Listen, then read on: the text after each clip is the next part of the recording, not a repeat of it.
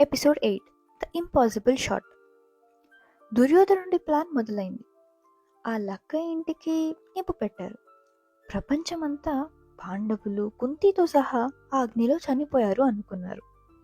కానీ విదురుడు ముందే తవ్వించిన రహస్య సురంగంలో నుంచి వాళ్ళు తప్పించుకున్నారు.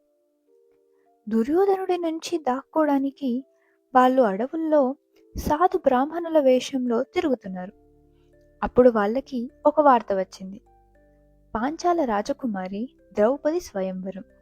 పోటీ ఏంటంటే కింద నీళ్ళలో చూస్తూ పైన తిరుగుతున్న ఆ చేప కంటికి బాణంతో కొట్టాలి. గొప్ప గొప్ప రాజులందరూ వచ్చారు. దుర్యోధనుడు, జరాసంధుడు ఆ విల్లుని ఎత్తడానికి ట్రై చేశారు. అవమానంతో వెళ్ళిపోయారు. రాజులందరూ ఓడిపోయాక బ్రాహ్మణుల గుంపు నుంచి ఒక యువకుడు ముందుకు వచ్చాడు. అందరూ నవ్వుతున్నారు. మేము చేయలేంది ఇతనా చేసేది అనుకున్నారు.